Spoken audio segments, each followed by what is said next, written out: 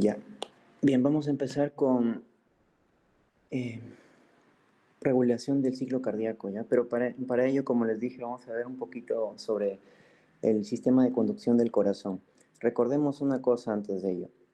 Debemos recordar que el corazón tiene 5 propiedades, las cuales las vamos a poder dividir nosotros en propiedades mecánicas, ¿ya? Y en propiedades eléctricas. Estas propiedades mecánicas van a depender del músculo cardíaco.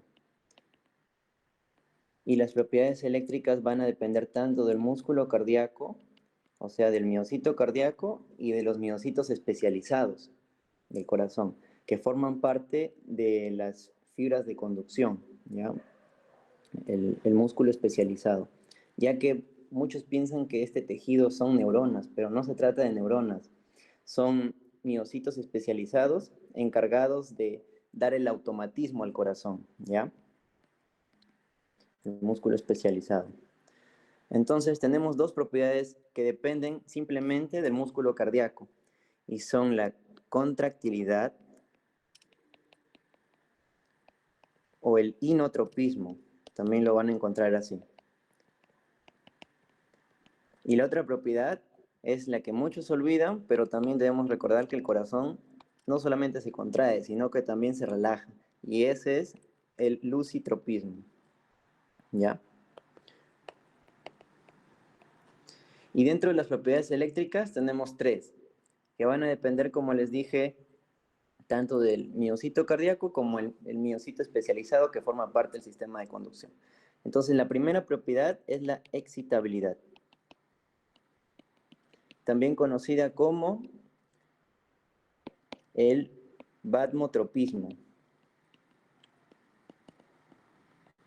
Esta excitabilidad va a estar principalmente determinada por lo que es la despolarización del nodo sinusal, que es el marcapaso primario. ¿Ya? Pero también el miocito cardíaco se va a excitar, ¿no? La excitabilidad que se inicia en el nodo se va a transmitir hacia, al final, los miocitos tanto ventriculares como auriculares, ¿no?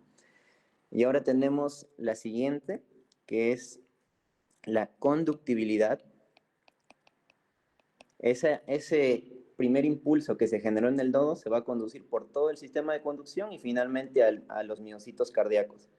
Conductibilidad, ¿ya? O también llamada dromotropismo. Y finalmente, esta propiedad que es solamente del miocito especializado que corresponde al automatismo.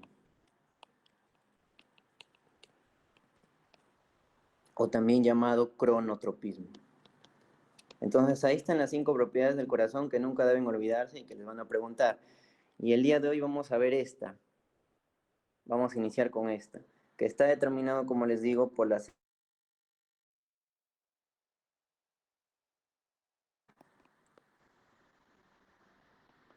Y con respecto a la mecánica cardíaca, vamos a ver los ciclos y al ciclo cardíaco, ¿no? Vamos a ver la parte de sístole, que corresponde básicamente a la contracción. Ahí vamos a estudiar el inotropismo. Y en la parte de diástole vamos a estudiar la relajación o lusitropismo. Ya, entonces eso básicamente vamos a ver el día de hoy. Entonces empezamos con el sistema de conducción, que es al final el que nos va a determinar a nosotros un ritmo y una frecuencia cardíaca. Entonces, esto se estudia en base a la conductibilidad, que es la conducción del potencial de acción en los miocitos, que ustedes ya han estudiado esta parte, ¿no? En electrofisiología. Recuerden que teníamos dos tipos de potenciales de acción. Potenciales de acción son dos acá en el corazón. Los de tipo lento y los de tipo rápido. Se llamaba lento porque acá había una curva de despolarización espontánea que empezaba a subir poco a poco y se generaba después una despolarización por ingreso de calcio, ¿no? Así, lento, lento sube y luego sube completamente, baja y sube así, ¿no?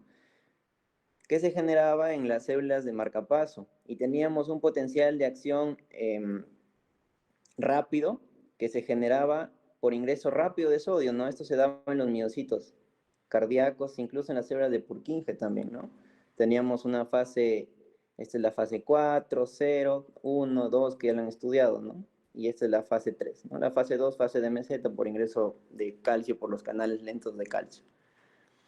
Y esta, como les dije, se llama fase de despolarización espontánea, y acá es un ascenso lento, por eso es que este de acá es un potencial de acción lento, que se da en las células marcapaso. Y acá recuerden que entraba este sodio por los canales IFANI, ¿no? Había una corriente IFANI ahí de sodio, ¿ya? Esta es la fase 4, ¿no? Esta es la fase 0, y acá ingresaba calcio también, ¿no? Pero eran canales tipo T. Y acá salía potasio, ¿no? En la fase 3, ¿no? Porque aquí no había fase ni 1 ni 2 en esta parte, ¿ya? Entonces recuerden esta fase 4, propiedad de automatismo, ¿no? Esta es la despolarización espontánea, pendiente de despolarización espontánea, solamente en las células marcapaso. Entonces, ¿cómo inicia esto? Este sistema de conducción va a estar formado por un conjunto de miocitos especializados que los vamos a encontrar en primer lugar desde la desembocadura de la vena cava superior, conformando lo que es el nodo sinusal. Aquí el nodo sinusal va a ser el primero en despolarizarse y el que se va a despolarizar más rápido también, pero no es el que va a conducir la electricidad más rápido. Ya vamos a ver qué parte de todo este sistema conduce más rápido la electricidad. Si bien es cierto, el nodo sinusal es el primero en despolarizarse y el que más rápido se despolariza, no es el que conduce más rápido la electricidad. Ya, entonces el nodo sinusal se despolariza por, ya sabemos, esta pendiente, ¿no? Inicia su pendiente de despolarización, luego ingresa el calcio, así por los canales de tipo T, en la fase 0.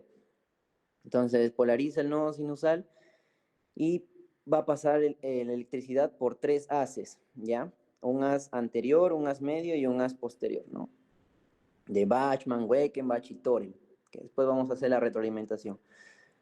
Ya aquí más o menos, ¿cuánto dura este paso desde el nodo sinusal hasta el siguiente punto, que es el nodo atrioventricular, a través de los nodos, todo esto de acá, de los haces, perdón, internodales, demora 0.03 segundos, ¿ya? O sea, desde aquí, nodo sinusal, hasta nodo atrioventricular, 0.03 segundos. Luego tenemos que la electricidad llega ¿a dónde? Al nodo AB. En el nodo AB va a haber un retraso fisiológico muy conocido. ¿Esto por qué? Porque a este nivel hay mucha cantidad de tejido conjuntivo y hay menos cantidad de uniones gap. Entonces acá va a haber un retraso de 0.09 segundos muy conocido. Y luego va a pasar un tiempo de 0.04 hasta que llegue acá la rama aurículo-ventricular, ¿no? O el haz de His, que penetra por el trígono fibroso derecho, recuerden, ya, trígono fibroso derecho. Entonces penetra ahí y todo ese tiempo ahí demora 0.04. Entonces ya teníamos acá 0.09, ¿no? Y acá teníamos 0.03. Si suman todos ustedes, les va a salir acá 0.016. ¿No? Hay preguntitas también por ahí que les he puesto después en el quizzes. Ya, de ahí tenemos que ya pasamos el haz de His y llegamos ahora a las fibras de Purkinje. ¿Cuánto demora hasta llegar a las fibras de Purkinje? Son 0.03 segundos más, ¿ya? Pero tenemos que el haz de His se divide en dos ramas, una rama derecha y una rama izquierda. La rama izquierda se va a dividir a su vez en dos, una parte anterior y una parte posterior. Y ahí al final todo se divide en las fibras de Purkinje que van a generar la despolarización de los ventrículos, ¿no? Pero ¿quién despolarizó inicialmente las aurículas? Esto, ¿no? La despolarización del nodo sinusal y la conducción a través de estos haces internodales. Recuerden, anterior de Bachmann, ¿ya? Weichenbach el del medio, ¿ya? Para que se acuerden, Weichenbach el del medio, Weichenbach se escribe con W, ¿no? Le voltean la W, es el medio, ¿ya? Y el de Torel, Bachmann, Weichenbach y Torel. Y el de Bachmann le pasa una ramita acá, a la otra aurícula, para que también esta aurícula se despolarice. Y entonces ya tienes toda la despolarización de las aurículas y al final toda la despolarización de los ventrículos con todas estas ramas de Purkinje, ¿ya? Y otra pregunta que les pueden hacer sobre este sistema de conducción es ¿en qué capa discurre todo este sistema de conducción, ¿no? Es en la capa, en el subendocardio, ¿no? Ahí, en el subendocardio. Por ahí pasa todo este sistema de conducción, ya que por la otra capa que es el subepicardio, que está más superficial del corazón, por ahí pasan los vasos sanguíneos, ¿no? Por ahí pasan las ramas de las coronarias, tanto arterias como venas. Ahí los nervios también pasan por ahí. Pero por el subendocardio pasa todo este sistema de conducción. Y entonces acá les dije que el impulso sufría ciertos retrasos, ¿no? Principalmente es el de 0.09 segundos a nivel del nodo atrioventricular, ¿ya? Y esto es porque a ese nivel hay menos uniones gap, menos canales de sodio y un montón de tejido conectivo. El tejido conectivo es importante para aislar la electricidad, ya que tiene que haber tejido conjuntivo acá rodeando tanto válvulas, los trígonos que se forman por acá, ¿no? Derecho, izquierdo. ¿Para qué? Para que el corazón, la electricidad que llega al corazón no genere una despolarización asíncrona, tiene que ser bien síncrona, ¿no? Primero se contraen las aurículas y mientras se contraen las aurículas, los ventrículos están relajados, ¿no? Y cuando ya llega el impulso a los ventrículos, estos se contraen y las aurículas están relajadas. Entonces es importante después para cuando veamos ciclo cardíaco. ¿Ya? Entonces, mientras algo se contrae, la otra cavidad va a estar relajada, ¿ya? Y luego cuando esa otra cavidad se contrae, la primera cavidad nuevamente se relaja. Y eso lo vamos a estudiar en ciclo cardíaco. Entonces ya sabemos toda esta parte, vamos un poquito más de anatomía, ¿no? Para que recuerden. El nodo sinusal tenía otro nombre también, ¿no? El nodo de Katy-Flack, o nodo sinoatrial, o también llamado marcapaso primario. Este se despolarizaba a una frecuencia de 60 a 100, que te generaba al final la frecuencia cardíaca, ¿no? Que son los 60 a 100 latidos por minuto. La velocidad de conducción aquí es de 0.05 metros por segundo, pero esto no es importante, ¿ya? Porque les dije que había una estructura específica donde la velocidad de conducción es mayor, ¿ya? Lo importante acá del nodo sinusal es que se despolariza más rápido. Y otra cosa también muy importante aquí que deben saber es con respecto a la irrigación de las coronarias, ¿ya? Las coronarias ustedes saben que hay una derecha y una izquierda. Siempre ustedes deben recordar que la derecha se encarga de irrigar a toda esta parte del sistema de conducción, ¿ya? Y cuando va a haber problemas de arteria coronaria derecha, el paciente o la persona va a presentar problemas eléctricos, va a presentar problemas en su frecuencia cardíaca, en su ritmo también cardíaco, ya cuando hay un problema acá en la coronaria derecha. Pero cuando hay un problema en la coronaria izquierda, el problema más es hemodinámico, ya que la coronaria izquierda se encarga de irrigar toda esta zona, ¿no? De aurícula izquierda, ventrículo izquierdo. Entonces, sabemos que esta parte del ventrículo izquierdo específicamente se encarga de regular las condiciones hemodinámicas, ¿no? En los vasos sanguíneos. Por eso, cuando hay problemas de arteria coronaria izquierda, va a haber problemas hemodinámicos con respecto a la presión arterial más que todo, ¿ya? Y cuando hay problemas de arteria coronaria derecha, los problemas son a nivel eléctrico, nivel de frecuencia y ritmo, ¿ya? Otra cosa muy importante también es el nivel de inervación por parte del sistema nervioso autónomo vegetativo, ¿no? Teníamos simpático y parasimpático. Ustedes deben recordar esa parte también, que el simpático se encarga de inervar más que todo la parte de ventrículos, ya acá lleva más que todo el sistema nervioso simpático. En cambio, a nivel de aurículas va a llegar más lo que es el sistema nervioso parasimpático. Eso es clave, que nunca deben olvidarse. Entonces, cuando hay un aumento, por ejemplo, de la función del sistema nervioso parasimpático, eso más se ve reflejado con lo que es una disminución de la frecuencia cardíaca. Eso hace más que todo el parasimpático. Pero también te disminuye la fuerza de contracción, porque también llega a cierta parte, o te disminuye el inotropismo, mejor dicho, ¿no? Fuerza de contracción o inotropismo. Porque también llega una parte del parasimpático a nivel de los ventrículos. O sea, pero como les hago acá, solamente una flechita para abajo en el inotropismo, para el parasimpático, y dos flechitas hacia abajo en la frecuencia cardíaca, porque más te baja la frecuencia cardíaca el parasimpático. Por otro lado, el simpático, como les dije, llega más a nivel de ventrículos, y como el ventrículo se encarga de bombear la sangre, tanto ventrículo derecho como ventrículo izquierdo bombean la sangre, entonces, cuando hay un aumento de acción simpática, va a haber lo que es un aumento, doble flecha voy a poner aquí, de la contracción, ¿ya? Aumenta doble el inotropismo aquí. Tiene más acción sobre la contracción cardíaca el simpático.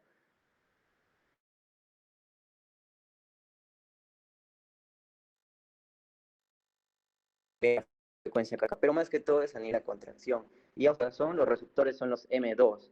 Y los receptores a nivel del simpático son los beta 1, nunca se olviden esa parte tampoco. Listo, entonces seguimos aquí con los haces internodales. Les dije que había tres, ¿no? El anterior, el de Bachmann, que también te daba una ramita para lo que es la aurícula izquierda. El medio de Weckenbach, ya saben cómo acordarse, ¿no? W y le dan vueltita a medio, ¿ya? Y el posterior de Torel. La velocidad no es tan importante aquí. Luego tenemos el nodo atrioventricular. Este es importante porque acá ocurre el retraso fisiológico más largo, ¿no? De 0.09 segundos en el nodo atrioventricular. Su frecuencia de despolarización de este nodo es de 40 a 60. Y si falla el marcapaso primario, te queda este y tu corazón va a latir a 40 a 60 latidos por minuto. Ese también tiene otro nombre, su epónimo, que es el nodo de Aschov-Tavara o también marcapaso secundario. Ya, y este te determina el ritmo nodal, ¿no? El primero que vimos aquí te determinaba un ritmo que es el ritmo sinusal, ¿no? Este es el ritmo normal, el ritmo fisiológico de todas las personas. El ritmo sinusal determinado por el nodo sinusal, ¿no? Eso es obvio que ustedes lo pueden sacar. Luego tenemos el haz de His.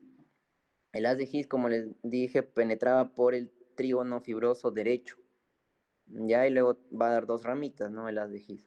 Ya, y cuando solamente te queda este haz de His para desencadenar el estímulo eléctrico, se llama ritmo de la unión, pero esto es incompatible con la vida, ¿no?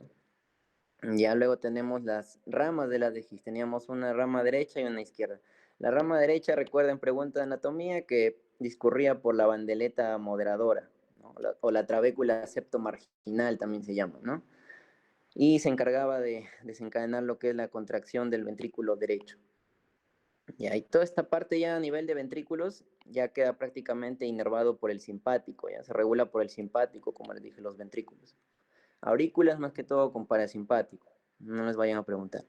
Y la rama izquierda, como tiene que desencadenar la contracción de lo que es el ventrículo izquierdo, y el ventrículo izquierdo tiene un músculo cardíaco más grueso que cualquier otra cavidad del corazón, necesita que haya más ramas. Entonces, esta rama izquierda se va a dividir en dos ramas, una posterior y una anterior, ¿ya? Cada una ahí para sus caras. Esto es un poco más de anatomía, ¿ya? Y finalmente tenemos las fibras de Purkinje. Estas fibras de Purkinje, la importancia de estas es que son las estructuras de mayor velocidad de conducción. ¿Y por qué es así? Porque tienen un gran tamaño. Y también porque es así, porque almacenan grandes cantidades de glucógeno estas fibras de Purkinje. Grandes cantidades de glucógeno almacenan aquí. Mucho glucógeno. Y tienen alta cantidad de iones gap también a este nivel. Por eso la conducción es muy rápida. Es la estructura de todo el sistema de conducción donde se conduce más rápido. Listo, entonces eso por esta parte de sistema de conducción. No se olviden acá los tiempos. Entonces, si les preguntan, por ejemplo, cuánto demora en pasar el impulso de aurícula a ventrículo, responderían todo esto, ¿no? 0.03 más 0.09 más 0.04. ¿Cuánto es hasta ahí? 0.016. ¿Ya? En total, todo más o menos dura 0.22, 0.22 segundos. ¿Ya? De aurícula a ventrículo no se olviden, 0.16. Si solamente se quedan desde acá, desde el nodo atrioventricular hasta el haz de His, son 0.13 segundos. ¿Ya? Ahí, esos tiempitos más que todo. Listo. Ahora vamos a ver lo que es la parte de ciclo cardíaco, ya para entrar a esta partecita. Recuerden que también la propiedad de contracción del corazón o inotropismo es calcio dependiente. Eso no se olviden, ¿ya? Cuando hay mucho calcio, entonces el corazón va a contraerse más fuerte.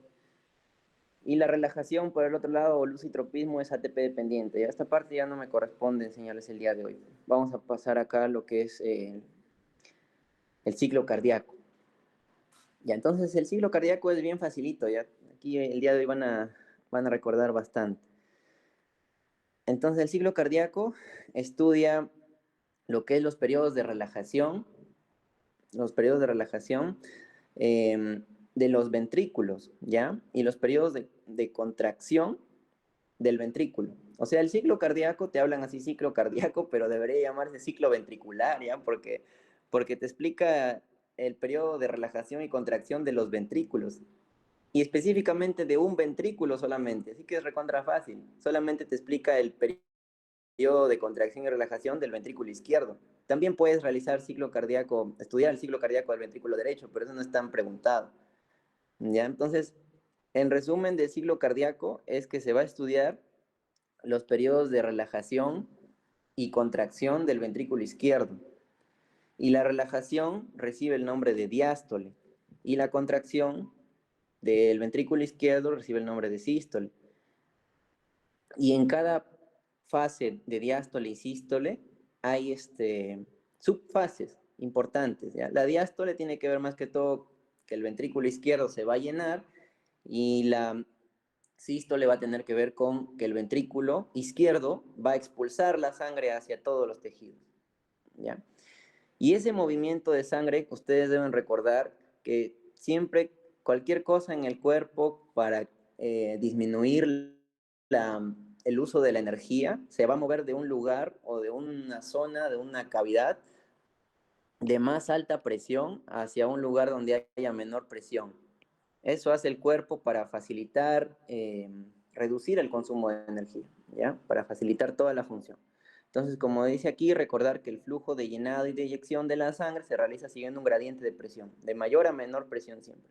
Y esto de acá es muy importante también, que este flujo de sangre siempre va a ser siguiendo una sola dirección. Y esa unidireccionalidad va a estar determinado por las válvulas cardíacas, ¿ya? Tanto las válvulas, en este caso la válvula mitral de la parte izquierda, la válvula tricuspidia de la parte derecha. Y en el caso de las otras válvulas, que son las válvulas de la aorta y la pulmonar, que son llamadas válvulas sigmoideas, ya de todas esas válvulas. Pero como les digo, todo esto de acá es en base a la parte izquierda nada más del ciclo cardíaco, que vamos a estudiar aquí, y que les piden a ustedes a este nivel, ¿no? Solamente para la parte izquierda, así que tienen que poner mucho énfasis en la válvula mitral y en la válvula aórtica, ¿ya? Y en cada fase del ciclo cardíaco vamos a escuchar unos ruidos, pues, ¿no? Vamos a escuchar el loop y el dab. Y ahorita vamos a ver en qué parte se produce el loop, primer ruido cardíaco y el dab. Entonces ya acá hay una definición un poco más sistemática de lo que es el ciclo cardíaco, ¿no? Conjunto de fenómenos eléctricos y mecánicos que suceden entre un latido y otro que dan inicio desde la segunda semana de vida intrauterina. Ya desde la segunda semana empieza a darse lo que es este ciclo cardíaco. ¿Y cuánto es la duración del ciclo cardíaco? Les pueden preguntar. Esto se calcula haciendo la inversa de lo que es la frecuencia cardíaca. Ya que más o menos la frecuencia cardíaca de una persona, ya digamos que es de 70 latidos por minuto, ¿no? Si ustedes le sacan la inversa de 70, más o menos les va a dar este valor de 0.8. Entonces 0.8 segundos más o menos va a durar el ciclo cardíaco. Entonces ciclo cardíaco igual al inverso de la frecuencia cardíaca, no se olviden. ¿Ya? Y este tiempo de 0.8 segundos, a su vez, se va a dividir para la parte de la diástole y para la parte de la sístole. ¿Cuál es el periodo que va a durar más?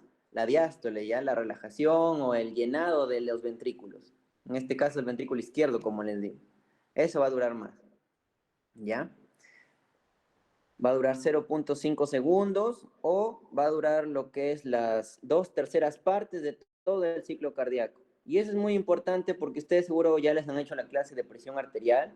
Ustedes para calcular la presión arterial media hacen uso de una formulita, ¿no? Que lo más fácil para recordar es sacando así 2/3 de la presión arterial diastólica porque la diástole dura más 1/3 de la presión arterial sistólica. Y así sacan la presión arterial media, ¿no? Ustedes en la clase de presión seguro les han enseñado esta parte. Entonces, 2/3 de la diástole lo multiplican por la presión arterial diastólica, más 1/3 que dura la sístole de todo el ciclo cardíaco, lo multiplican por la presión arterial sistólica. ¿Ya? Ya que también la diástole con la sístole están relacionadas, ¿no? La diástole se relaciona con la presión arterial diastólica y la sístole se relaciona con la presión arterial sistólica.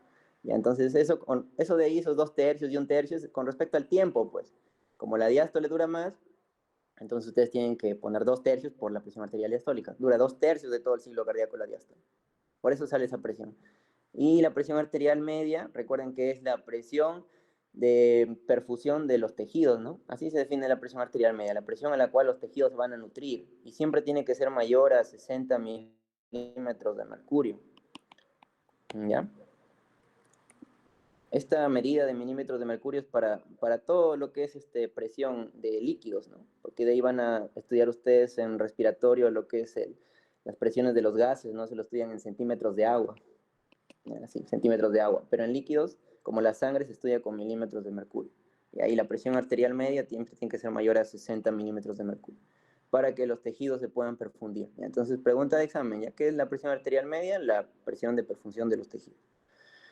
Entonces, siguiendo con el ciclo cardíaco, como les dije, la diástole va a durar 2/3 de todo este ciclo cardíaco, o 0,5 segundos aproximadamente, y va a tener sus fases.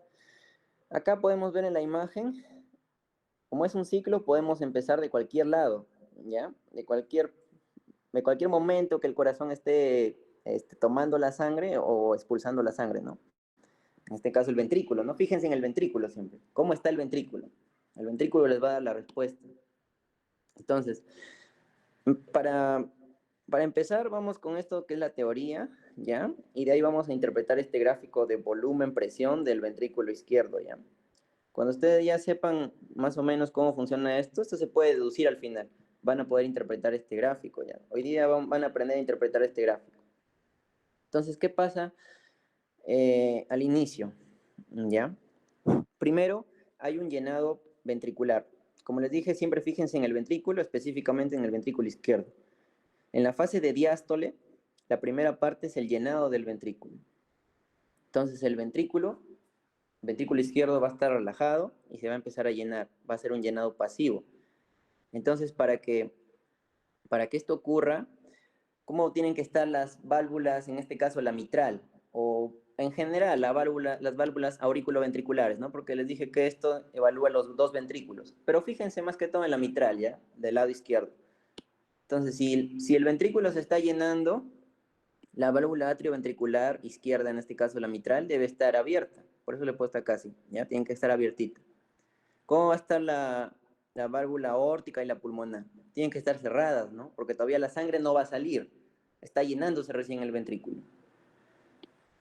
Ya la presión en la aurícula izquierda, en este caso, tiene que ser mayor a la del ventrículo izquierdo también.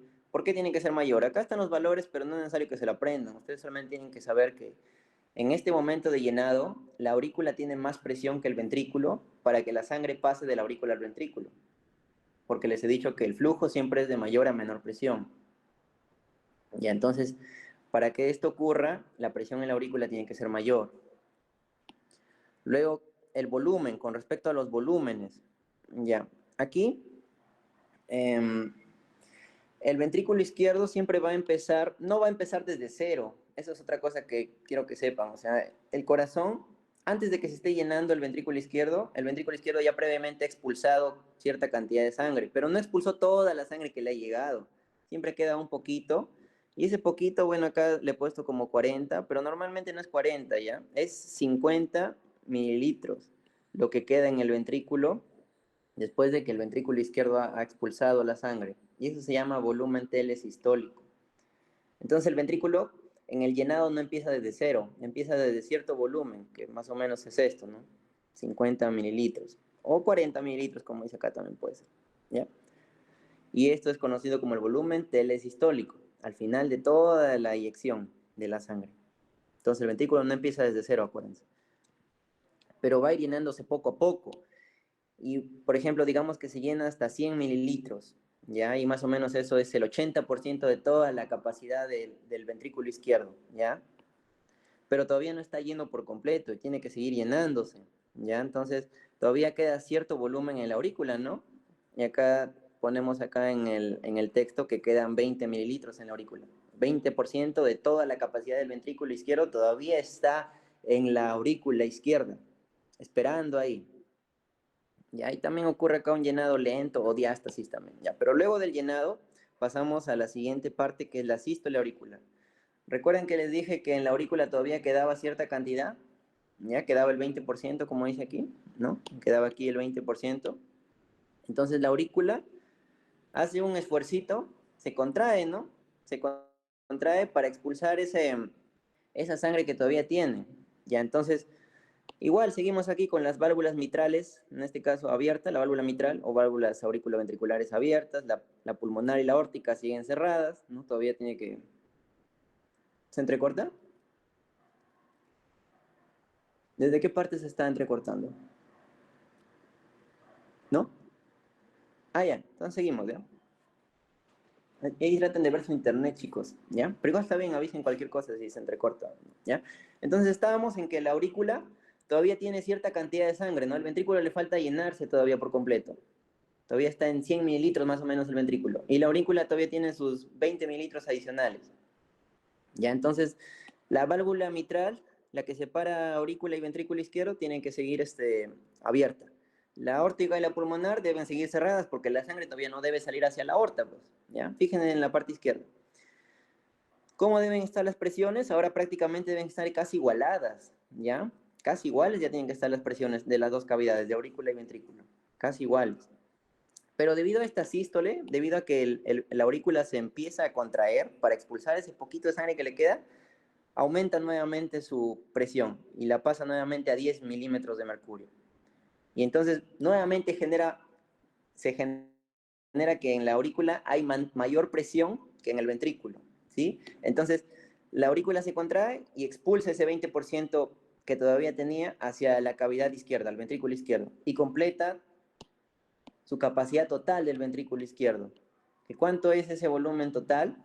120 mililitros, o también hasta 150 mililitros, ¿ya? Y esto corresponde a qué? Al volumen telediastólico, porque justamente esta fase ya de sístole es la última fase ya de la diástole, ¿ya? En la última ya. La aurícula hace su último esfuerzo para llenar al ventrículo izquierdo y se completa el volumen telediastólico, ya que es de 120, 150 mililitros. Normalmente 120. Entonces ahí tenemos dos volúmenes, no se olviden. Tenemos el volumen telesistólico, que es con el volumen que inició el ventrículo. Les dije que no iniciaba vacío, no iniciaba vacío en el llenado, que es más o menos 50 mililitros, y teníamos el volumen telediastólico, que es toda la capacidad completa del ventrículo izquierdo, que es de 120 mililitros. ¿Ya? Y ya, pues, ¿cómo queda la aurícula? Ahora queda vacía, pues ya no tiene sangre. Listo, entonces pasamos a la siguiente. Ya entramos a la sístole. El ventrículo está llenito de sangre. Se llena de sangre y se empieza a contraer. Se contrae, pero se contrae manteniendo ese volumen de 120 mililitros. Por eso esta fase se llama contracción isovolumétrica. Y esa tensión que soporta el ventrículo izquierdo hace que la válvula atrioventricular se cierre. Se tiene que cerrar porque ahora recuerden que la presión es mayor en el ventrículo que en la aurícula. Y si ahora es mayor la presión en el ventrículo que en la aurícula izquierda, la sangre puede regresarse. Y para evitar eso, se cierra la válvula mitral, ¿no? En este caso, o aurículo ventricular, ¿no? Si pasamos al corazón derecho, ¿no? Y eso genera un primer ruido cardíaco. Entonces, el primer ruido cardíaco, pregunta de examen, se genera en la fase de contracción isovolumétrica por el cierre de de las válvulas auriculoventriculares, o si estás viendo solamente corazón izquierdo, por el cierre de la válvula mitral. ¿Cómo debe estar la válvula aórtica y pulmonar? O aórtica en este caso, como vemos la parte izquierda siempre, debe estar cerrada. Ya debe estar cerrada porque todavía no va a salir la sangre. ¿Ya? La presión en la aurícula está en 2, ¿ya? Porque empieza a aumentar, ¿ya? Empieza a aumentar. Se empieza a llenar también la aurícula, porque les dije que esto es consecutivo, ¿no? Mientras uno está empezando a contraerse, el otro se relaja para que le llegue sangre también. Y a la aurícula también le va a llegar sangre, pues de las venas pulmonares, si es la parte izquierda, o de las venas cavas, si es la parte derecha. Entonces se empieza a llenar de sangre también la aurícula. Porque imagínense que la aurícula todavía esperara que el ventrículo bote toda la sangre para que recién se empiece a llenar. No, no, la aurícula ya está llenándose, ya. Si no, demoraría todo este proceso y la persona se puede morir. Ya, entonces tenemos acá que la presión en el ventrículo izquierdo ahora está a menor de 80 milímetros de mercurio. Esto es importante después porque vamos a ver lo que es la presión arterial sistólica y la presión arterial diastólica, que ustedes lo más básico que conocen es que más o menos esto es la relación de estas dos es 120 sobre 80, ¿no? Ya, entonces la presión en el ventrículo izquierdo en la contracción isovolumétrica está en menos de 80 milímetros de mercurio su presión. ¿Y cómo está el volumen en el ventrículo? Sigue estando en 120, ¿no? Porque esta fase, ¿cómo se llama? Isovolumétrica. Mismo volumen. ¿Ya? Y las aurículas están relajadas. Las aurículas están en diástole para comenzar a llenarse nuevamente. Las aurículas ya están llenándose ya. No esperan a que todavía el ventrículo bote toda su sangre para que se empiezan a llenar. Las aurículas ya están llenándose ya. Luego tenemos el periodo de eyección. Aquí, obviamente, las válvulas auriculoventriculares siguen cerradas. La aórtica, ahora por esa fuerza que generó el corazón en la contracción isovolumétrica y porque la presión en el ventrículo ahora es mayor, la presión en el ventrículo izquierdo es mucho mayor que la presión en la aorta, ya, la presión en la aorta es menor, la sangre va a ir de mayor a menor presión, entonces tiene que pasar del ventrículo izquierdo a la aorta. Y para que pase eso, tiene que abrirse estas, ¿no? La válvula aórtica o la pulmonar, ¿no? Si hablamos del corazón derecho. Pero ya les dije que estamos viendo más que todo izquierdo. Entonces, se abre esa válvula. Y ahora la presión en la aorta inicialmente era de 80, porque la aorta va a estar relajadita, pues está tranquila y no tiene la sangre que le va a llegar del ventrículo todavía. Y está en 80 su presión en la aorta. Y esa es la presión diastólica, la presión arterial diastólica. Pero el ventrículo le va a pasar su presión, que estaba en 120, y entonces la transforma a 120 milímetros de mercurio. Ya le pasa, ya lo vamos a ver después en el gráfico de Beavers, que está más adelante en la exposición, cómo es que la fuerza con la que sale la sangre del ventrículo izquierdo hacia la aorta genera estos 120 milímetros de mercurio. Listo. Ya, aquí tenemos la presión en el ventrículo izquierdo que está en 120, ¿no? Y eso es lo que le pasa a la aorta, ¿ya? Y en este periodo de eyección, el corazón, la parte del ventrículo izquierdo va a empezar a perder volumen. Está eyectando la sangre, pues. De 120 va a pasar ahora a su volumen que le quedaba justo cuando empezamos el llenado, que era de 40 a 50, porque no lo bota todo, ¿ya? Lo que se queda, que son 40 a 50, se llama volumen telesistólico, como les dije. Y lo que bota, este es el volumen sistólico, ¿no? O volumen de eyección. Este es volumen sistólico o de eyección. Estos 70 mililitros, ¿ya? Y esto de acá es importante para algo que nos va a determinar la fracción de eyección. Acá nosotros llamamos fracción de eyección y por acá lo voy a poner. Fracción de eyección. Es el volumen de sangre que tú expulsas, que el ventrículo izquierdo expulsa, perdón, con respecto a todo el volumen que tenía previamente, ¿no?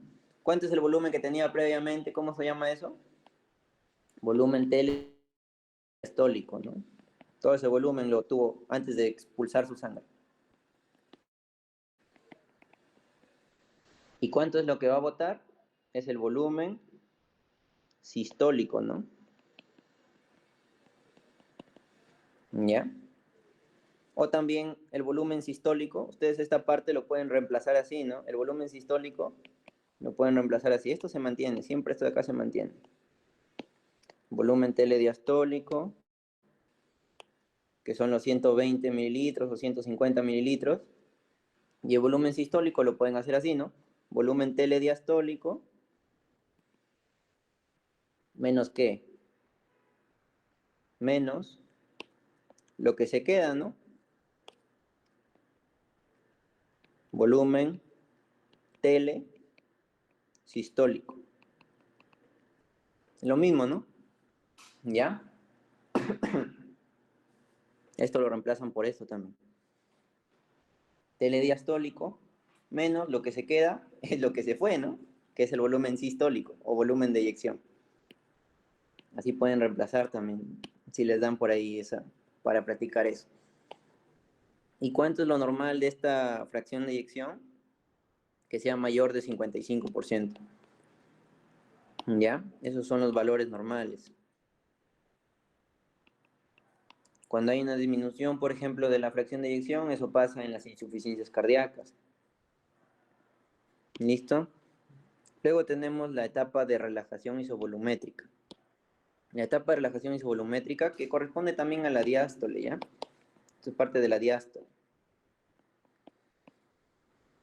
Entonces, aquí en esta etapa de relajación isovolumétrica, ¿qué va a pasar? Ya el ventrículo ha expulsado su volumen sistólico, sus 70.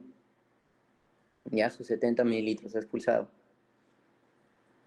Ahora, las válvulas atrioventriculares van a seguir cerradas. Ya estas sí van a estar cerraditas. Ahora se van a cerrar estas, ¿no? Que estaban abiertas. La válvula aórtica en este caso, ¿no? Se va a cerrar. ¿Por qué se va a cerrar? Porque si no, ahora la presión es mayor en la aorta, ¿no? La presión en la aorta ahora es de 120, ¿no? Se va a regresar al ventrículo. Entonces, para evitar eso, se cierra la válvula aórtica y genera el segundo ruido cardíaco. ¿Ya? Entonces, pregunta examen, ¿cuándo se genera el segundo ruido cardíaco? En la etapa de relajación isovolumétrica por el cierre de la válvula aórtica o pulmonar. En este caso estamos viendo la aórtica, ¿no? Y en esta etapa de relajación isovolumétrica, la aorta también empieza a perder presión, pues. Acá se determina la presión arterial diastólica de los 80, ¿ya? La presión en el ventrículo izquierdo baja abruptamente, ¿no? A 10, ¿ya? Y el volumen en el ventrículo, ¿cuánto queda? ¿Cuánto queda en la relajación? No se va todo, ¿no? No se va a los 120. Queda 40, 50, porque se fue ¿cuánto? Se fue 70, ¿no? Que es el volumen que está en la aorta ahora, ¿no? Volumen aórtico 70. Listo, y eso ya vimos la fracción de eyección. Ya. Y ahora también otra cosita con respecto a esto del ciclo cardíaco, que les pueden preguntar, es que cuando aumenta la frecuencia cardíaca, ¿qué más se va a afectar? ¿Qué se afectaría más en una taquicardia? ¿Se pierde más lo que es la diástole o se pierde más lo que es la sístole? A ver, respondan por el chat. Cuando aumenta la frecuencia cardíaca, ¿qué se perjudica más, la diástole o la sístole?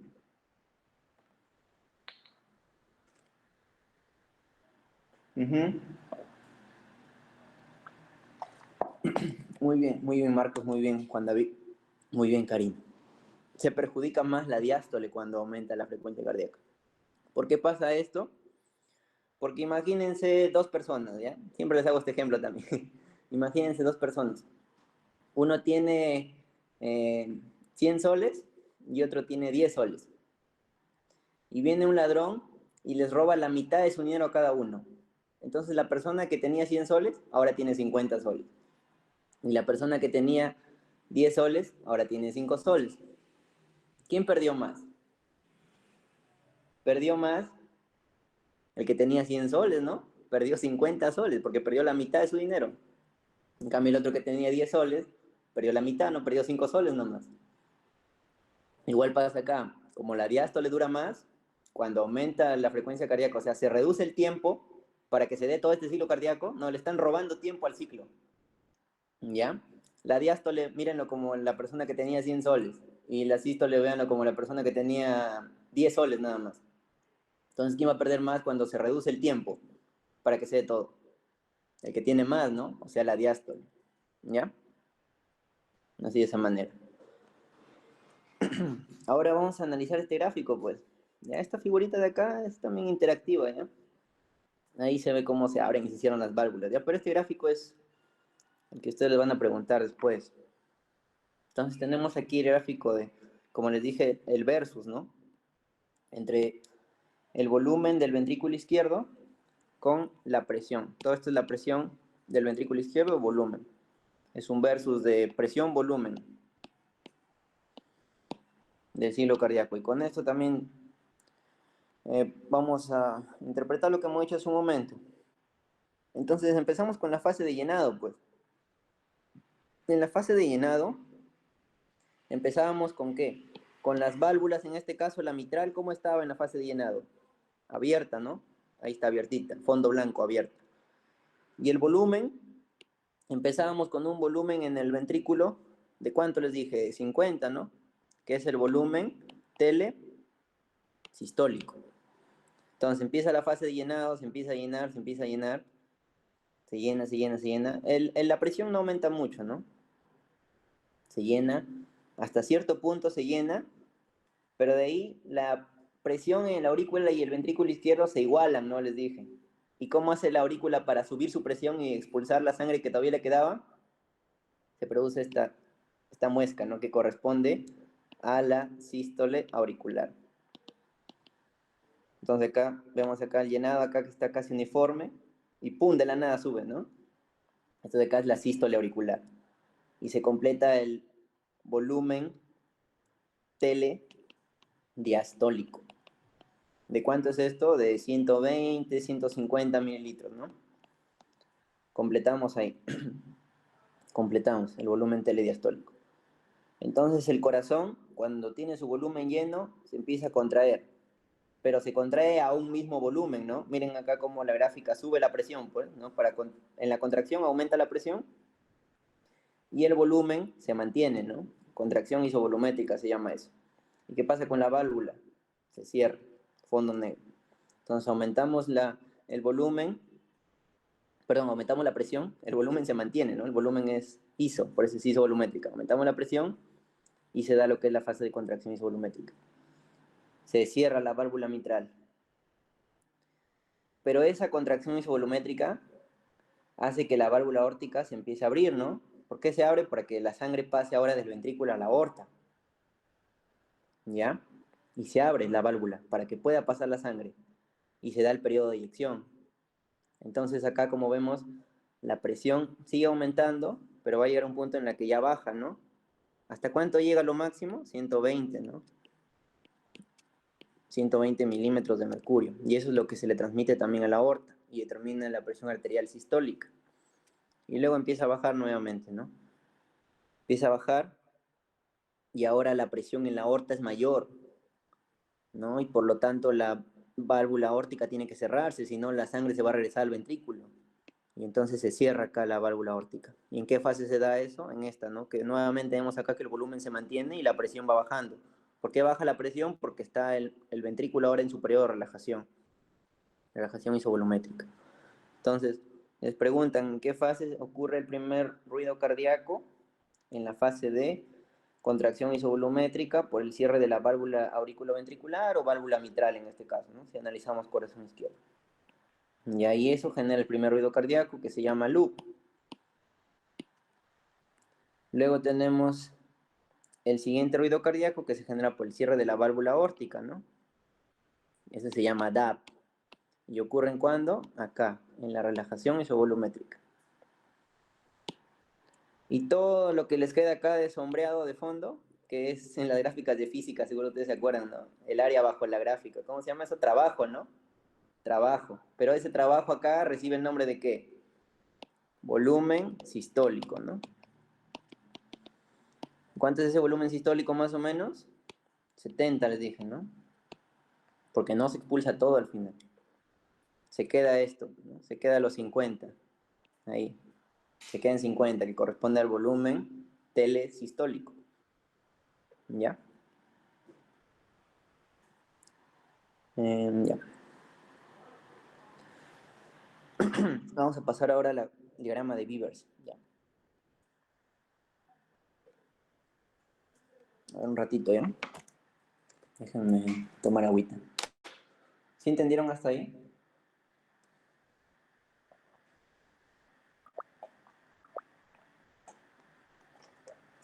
Ya. Ya, chicos. Ya. Vamos a pasar ahora el diagrama de Beavers. Esto es prácticamente lo mismo, ya saben que es un poco más de nivel ya esta parte. Acá se pueden ver, por ejemplo, las presiones, cómo se van modificando. Que esto no les van a preguntar, solamente es para que puedan interpretar también el ciclo cardíaco a partir de esta gráfica. ¿Ya? Entonces tenemos acá cómo se modifican las presiones. Esta línea de verde continua que ven aquí es la presión en el ventrículo, ¿no? Y acá vemos las fases. Ya, vamos a explicar rapidito nuevamente aquí el ciclo cardíaco y después pasamos a las ondas de pulso venoso, ¿ya? Porque también hay ondas de pulso venoso, ¿no? Que miden la presión venosa de la arteria, perdón, de la vena yugular interna, ¿ya? Con respecto a su relación con la aurícula derecha. También les van a preguntar esa parte. Pero en este caso, nuevamente tenemos aquí la presión ventricular, como les dije, la línea continua, que empieza, y esta parte de acá corresponde a esta de acá es la presión, ¿ya? Esta es la presión. ¿Listo? Es la presión. Y acá vemos el tiempo. La línea horizontal es del tiempo, ¿ya? Pero el tiempo no importa, ¿no? El tiempo ya saben ustedes que es 0,8 segundos, ¿no? En todo el ciclo cardíaco. Y esto de acá es la presión, ¿ya? Esta línea es la presión. Entonces miren al inicio, la presión en el ventrículo prácticamente es de 0, ¿no? En la sístole auricular, ¿por qué? Porque acá está que se llena el ventrículo, ¿no? Pero cuando ya ocurre la fase de contracción isovolumétrica, como se ve aquí, empieza a subir, miren la presión. ¿Hasta cuánto sube al final? Hasta 120, ¿no? Eso es lo que le transmite a la aorta. Por eso es que miren acá, todo esto de acá, esta línea punteadita, corresponde a la presión en la aorta. Miren la presión en la aorta como también sube hasta 120. ¿Por qué? Porque se da el periodo de eyección hacia la aorta, ¿no? Y la aorta agarra la presión que tenía el ventrículo. Y eso determina los 120 milímetros de mercurio, que es la presión arterial sistólica. Pero de ahí empieza a bajar, ¿no? Baja, baja, baja. Pero la aorta, su presión no baja por completo, ¿no? No baja a cero, baja solamente hasta 80 y esa es la presión arterial diastólica, ¿ya? ¿No? Ahí está bajando nuevamente. Y acá baja el ventrículo, sí baja hasta cero, pues su presión para que se pueda llenar por la aurícula. Baja, baja, baja. ¿Ya? Eso con respecto a esta parte. Y acá arribita están las fases. ¿Ya? Esta imagen es del Néter. ¿Ya? Si quieren después la analizan un poquito más, para no demorar mucho en la ponencia. Ahora vamos a pasar a esto de las ondas de pulso venoso. Bueno, y acá también pueden ver los ruidos, ¿no? Para que comprueben. Acá están los ruidos. Ruidos patológicos también, ¿ya? También les voy a enseñar al toque. Tenemos acá en la contracción isovolumétrica, les dije que se daba el primer ruido, ¿no? Ahí está lo mismo, primer ruido cardíaco, o ese uno que le ponen. ¿Ya? Luego teníamos acá en la fase de relajación isovolumétrica, el segundo ruido, ¿ya? Se pueden dar también un tercer ruido y un cuarto ruido. El tercer ruido puede ser fisiológico o patológico. El tercer ruido se genera cuando el llenado del ventrículo es muy rápido. Entonces esa sangre, como pasa muy rápido, genera un ruido, ¿ya? Ese paso rápido de la sangre al ventrículo. Genera un ruido que es fisiológico en el caso de los niños o jóvenes que realicen ejercicio, ¿no? Si hay un aumento del ejercicio, entonces más sangre más rápido llega al ventrículo izquierdo, entonces se genera un ruido ahí. Y es patológico en el caso de una insuficiencia cardíaca congestiva.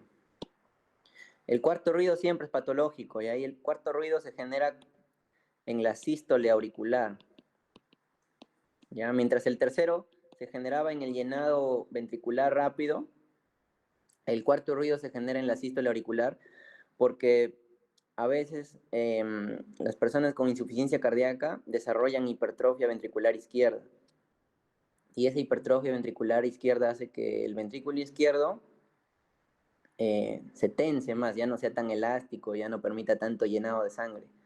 Entonces la aurícula ahora tiene que hacer más presión todavía.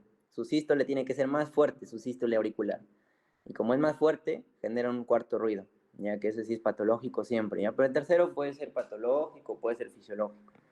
Y ya saben en qué parte se origina, ¿no? Acá como pueden ver, seguían esto, seguían, ahí está, llenado ventricular rápido, ¿no? Como les dije. El cuarto ruido, ¿cuándo se producía? Les dije. Sístole, ¿no? Ahí está, ¿ya? Listo. Ahora sí las ondas de pulso venoso, ¿ya? Este de acá es sencillo también, a ver, rapidito acá una gráfica. Este de acá, ya después lo van a ver el siguiente año en medicina cómo se mide. Hay una técnica ahí para medir, pero lo que importa aquí a este nivel es más o menos cómo se origina, porque no se la aprenden de memoria. Entonces tienen ustedes la vena yugular interna que va a tener su pulsito, ya lo voy a hacer así como una protrusión aquí en la vena yugular interna. Esta es la vena yugular interna. Va a tener su pulsito. La vena yugular interna acá se une con la subclavia y forma acá lo que es la vena cava, ¿no? La vena cava superior. Y ahí acá vamos a dibujar esta es la aurícula derecha. Por acá vamos a dibujar el ventrículo derecho. Este va a ser la aurícula izquierda. Y este va a ser el ventrículo izquierdo, ¿ya? Entonces acá tenemos la vena yugular interna. Vena. Uy. Ya. Vena yugular interna. Esto es fácil también, ¿ya? Y ya, esa es la aurícula derecha, les dije. Ya. Entonces, las ondas de pulso venoso, ya voy a poner acá, ondas de pulso venoso,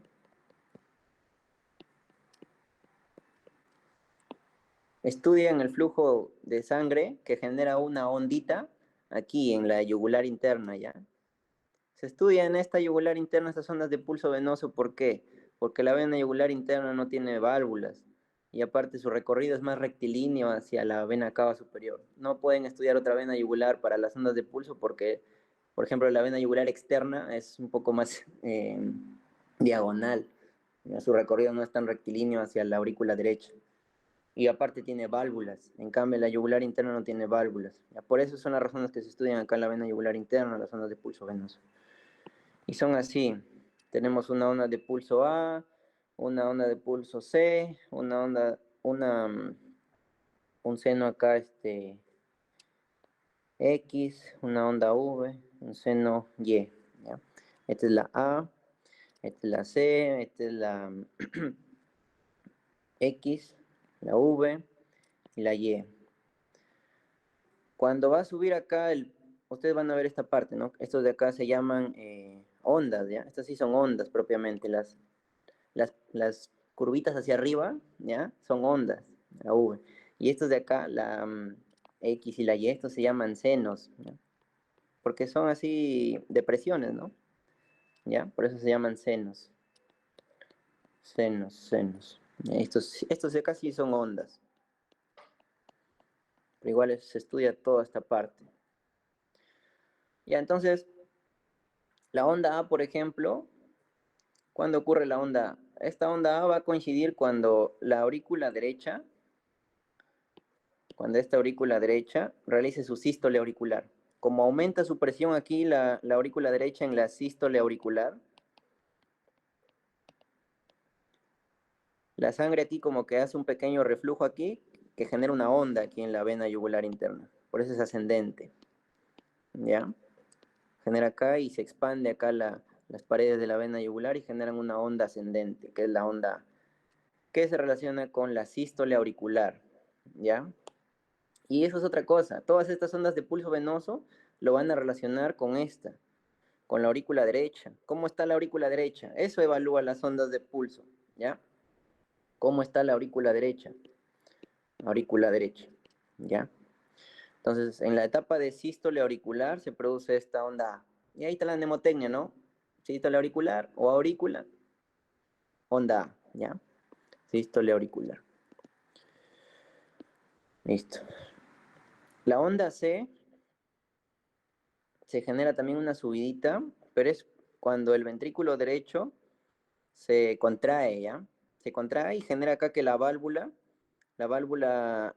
tricuspidia se cierre y eso también genera un pequeño reflujo, ¿no? Genera un pequeño reflujo hacia arriba que hace que aumente acá se distienda acá la pared de la vena yugular y genera otra ondita que es la onda C, ¿ya? Entonces esta de acá es cuando acá se contrae el ventrículo derecho y ahí se cierra la válvula tricuspidia, ¿ya?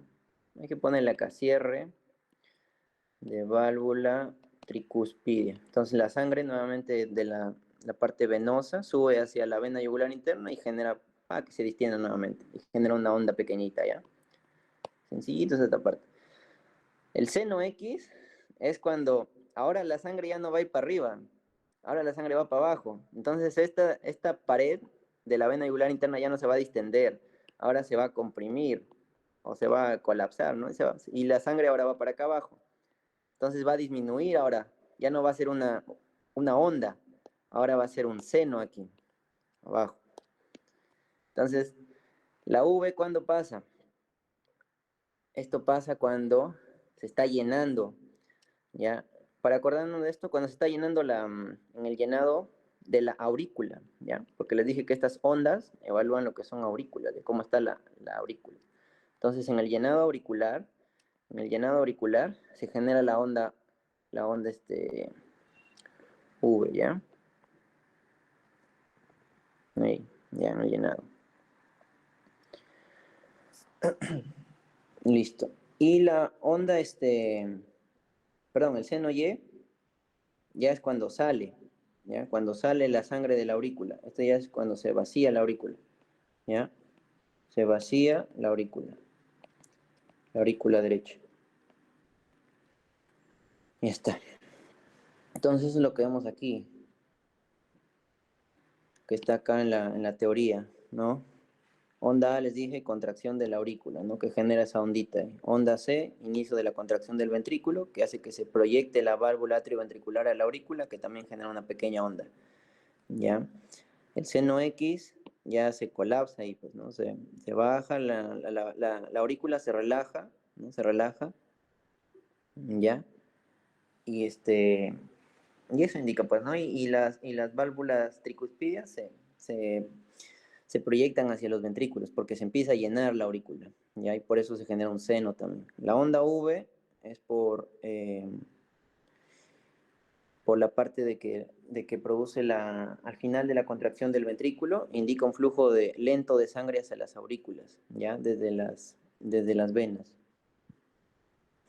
Y finalmente el seno Y es cuando sale, ¿ya? Cuando sale la sangre de la aurícula. Entonces, eso pasa cuando se abren las válvulas tricuspidia, en este caso, porque estamos viendo a la derecha, y pasa la sangre al ventrículo derecho. Y ahí eso también genera una disminución de la, de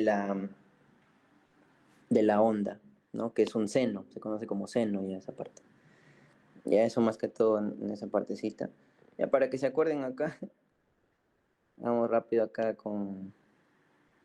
eh, con la mnemotecnia, ¿no? A de sístole auricular, ya la C de cierre de la tricuspidia o proyección de la tricuspidia hacia la aurícula, hacia arriba. El seno X, que es el relax, ¿no? El relax de la aurícula, ¿ya? El relax de la aurícula. La onda V que es el llenado. Recuerden los dos palitos de la V como una Y, como una Y, ¿ya? Como una Y, que es llenado. ¿Ya? El llenado auricular, que también hace que la onda suba, pues, ¿no? Suba ahí, ¿no? Porque se está llenando aquí. Como se está llenando aquí en la aurícula, una vez que se está llenando aquí, también se regresa un poquito la sangre aquí y genera acá una dilatación acá del pulso, ¿no? Se dilata ahí la vena yugular interna y genera un pulsito, una onda, ¿ya? Cuando la sangre baja, se genera lo que es los senos, ¿no? Como les dije, cuando la sangre baja. Entonces, si se vacía la aurícula derecha, entonces ya va a haber menos sangre acá en la aurícula, entonces va a pasar al ventrículo, y entonces acá la sangre va a ir bajando, ¿no? Entonces acá ya no va a haber un pulso, ahora va a ser un seno, ¿no? O perdón, ya no va a haber una onda, ¿no? Va a haber un seno aquí. Y así más que todo. Ya, ojalá me hayan entendido esa partecita.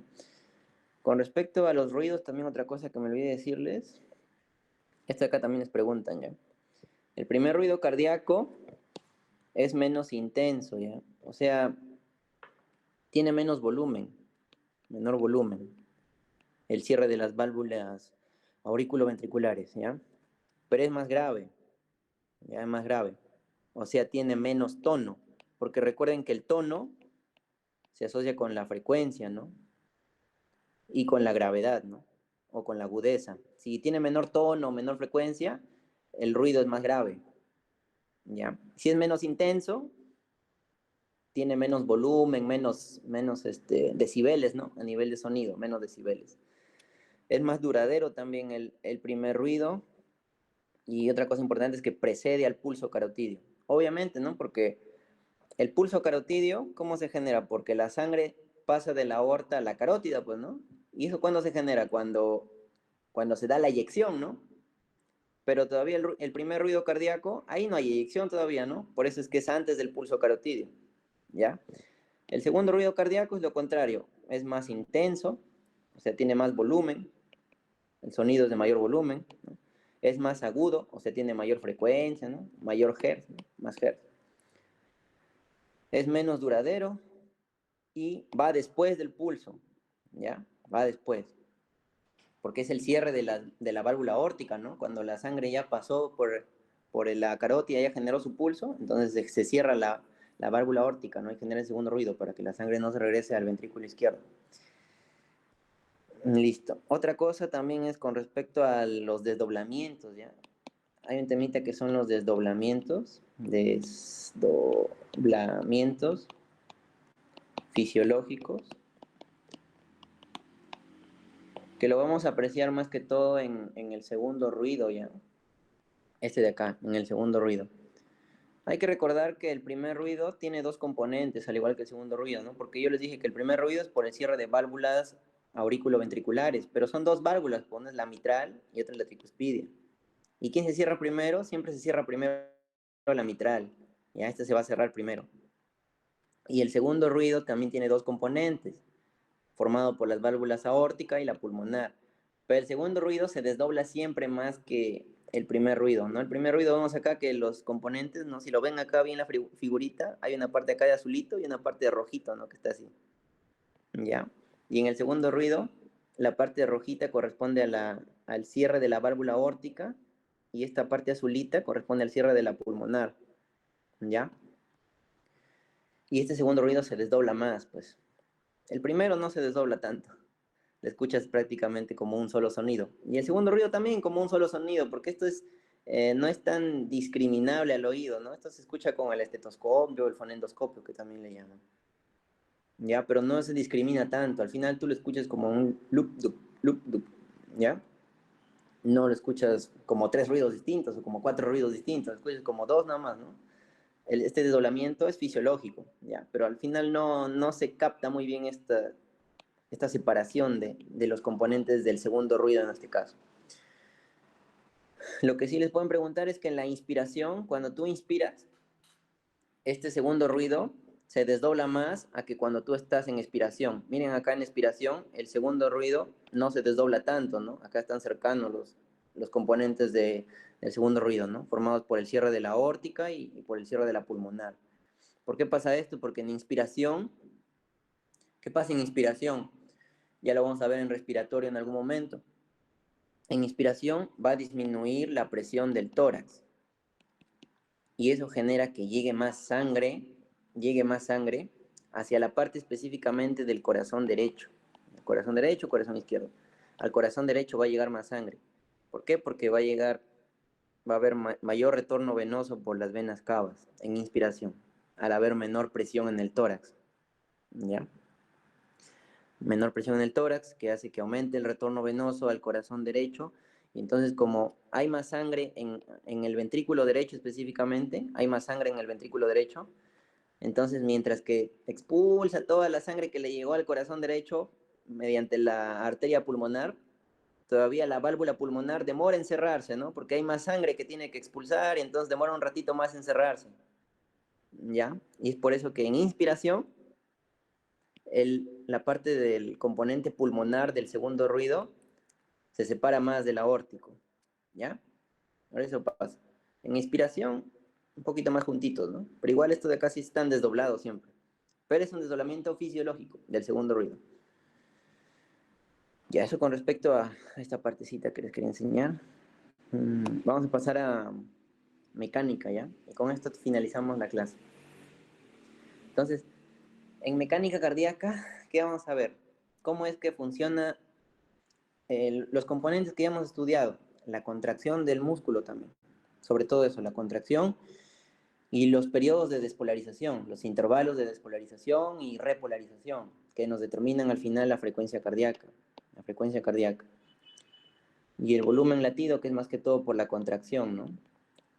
Por lo que es el inotropismo que hemos visto al inicio. Y la frecuencia cardíaca por los intervalos de despolarización y repolarización. Este es más que todo por la propiedad del cronotropismo, ¿no? O automatismo determinado por las células marcapasos. No se olviden esa parte. Y estos dos componentes ya nos determinan al final a nosotros el gasto cardíaco o trabajo cardíaco. Entonces, ese trabajo cardíaco nosotros lo vamos a definir como el volumen que nuestro corazón expulsa en un minuto, ¿ya? O por minuto. Y aproximadamente es de 5 litros por minuto, ¿ya? Pero eso depende también si eres hombre o mujer. El hombre normalmente expulsa más cantidad de volumen, ¿ya? De su ventrículo derecho o ventrículo izquierdo, En este caso, como les dije, evaluamos más que todo ventrículo izquierdo, pero este volumen que se expulsa del ventrículo derecho como izquierdo debe ser igual, ¿ya? Debe ser igual. Ambos ventrículos deben expulsar lo mismo y a ambos ventrículos debe regresar la misma cantidad de sangre. O sea, el gasto cardíaco es igual a lo que regresa de sangre, que se conoce como retorno venoso. Tiene que ser igual, porque si no puede haber desequilibrios ahí. ¿Ya? Entonces, ¿cómo estudiamos esta parte? ¿Cómo nosotros sabemos que son 5 litros por minuto? Habíamos estudiado, por eso es importante lo que hemos dicho hace un momento del ciclo cardíaco. Hace un momento habíamos determinado que el volumen sistólico, ¿de cuánto era? ¿Cuánto salía del ventrículo izquierdo? Salían más o menos, les dije, 70 mililitros, ¿no? ¿Y cuánto es más o menos la frecuencia cardíaca de una persona? Ajá, frecuencia cardíaca por volumen sistólico. De ahí salen los 5 litros, pues, ¿no? Y la frecuencia cardíaca en un minuto, ¿cuánto es más o menos? 70 también, ¿no? 70, 72, 73, 75, por ahí, ¿no? Latidos por minuto. Entonces, ustedes multiplican estos dos componentes, les sale más o menos así, ¿no? Les sale 4.900 mililitros por minuto, ¿no? Que lo calculamos en un minuto, esta frecuencia cardíaca. Y eso más o menos, redondeando ya, pues le pone 5 litros, ¿no? Mililitros lo pasamos a litros y así. Ya más o menos así se calcula esto. Y esto de acá equivale a qué? Al gasto cardíaco. Listo, entonces, bueno, también hay otro componente que es el índice cardíaco, ya que es ya sobre el área de todo nuestro cuerpo, ¿ya? Por superficie corporal, ¿ya? Que es de 2.5 a 4.2 litros por minuto por metro cuadrado. Esto de acá es la superficie de nuestro cuerpo, y este es el índice cardíaco. Esos son los rangos normales. Entonces tenemos el gasto cardíaco, sus dos componentes, la frecuencia cardíaca y el volumen latido. Y en mecánica cardíaca o en mecánica del miocardio debemos estudiar ambos componentes, cómo se regulan. Se regula tanto el volumen como la frecuencia cardíaca. Entonces, ¿cuáles son los componentes del volumen latido que regulan este volumen latido, volumen sistólico que corresponde a 70 mililitros de sangre? Tenemos tres, dos que son directamente proporcionales y uno que es indirectamente proporcional. Los dos directos son la precarga y la contractilidad. O sea, a mayor precarga o a mayor contractilidad va a haber mayor volumen sistólico. Y el indirecto es la resistencia vascular sistémica o resistencia vascular periférica, o también llamada postcarga. ¿Ya? Postcarga también lo pueden llamar así. Entonces, cuando aumenta la postcarga, ¿qué pasa con el volumen sistólico? Disminuye, ¿ya? Porque es indirecto la postcarga. Y entonces, ¿qué significa precarga y postcarga? Pues, ya, para ello voy a hacerles un dibujito acá, ¿ya? Con esto me van a entender también. Entonces, imagínense ustedes aquí, ¿ya? Que ustedes viven en su cerrito acá y se les antoja comer, ¿ya? Y en este caso, piden un delivery. Entonces viene acá el chico del delivery. En este caso, digamos que el chico viene en su bicicleta, ¿ya? Viene en su bicicletita. Acá está su asiento, así. Y acá está su cajita, ¿no? Su cajita y acá está el chico ahí manejando. Se pedala acá su timoncito, ya. Así, ¿ya? Entonces ahí está el chico. Ustedes tienen hambre. Ya ustedes, piénsenlo como si fueran ustedes los tejidos periféricos, ¿ya?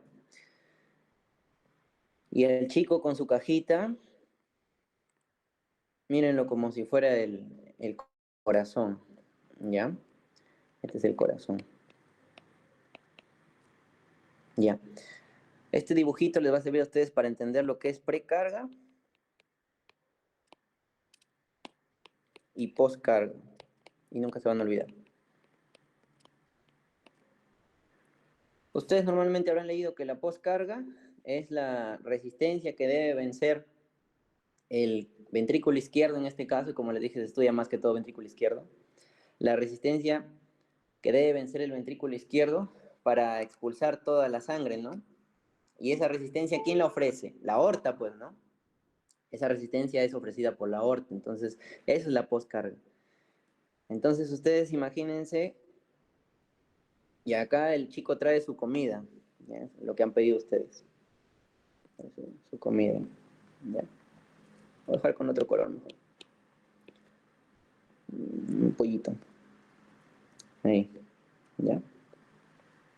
Viene con su comida. Entonces, toda esta pendiente que ustedes, por vivir en el cerro, ¿ya? Toda esta pendiente es la que tiene que superar el chico con su comida para que llegue esa comida, ¿no? Que en este caso representaría lo que es la sangre, nutrientes, ¿no? Para que ustedes se nutran, o en este caso sus tejidos se nutran. Entonces, toda esta pendiente sería la poscarga, toda esa resistencia que le ofrece, ¿no? ¿Ya? El chico, recuerden que es el corazón, o bueno, más que todo su cajita, ¿no? Porque ahí en la cajita trae nutrientes, ¿no? Ahí está. Corazón. Te envía ahí. La pendiente es la poscarga. ¿Y ahora qué es la precarga? La precarga es todo la, la capacidad que tiene el corazón para distenderse ante la llegada de sangre. Entonces la precarga, ustedes imagínense que eh, no solamente están ustedes aquí, sino acá está su hermano, su mamá, su papá aquí, y entonces tienen que pedir más comida, ¿no? Vamos a poner aquí más comida.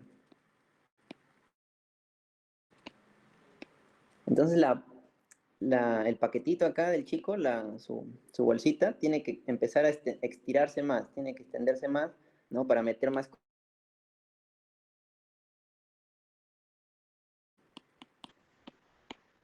Y eso es la precarga, la capacidad del corazón para recibir toda la sangre, o sea, todos los nutrientes, toda la comida que ustedes han pedido. ¿Ya? Esa es la precarga. Entonces, por postcarga, vamos a señalar acá.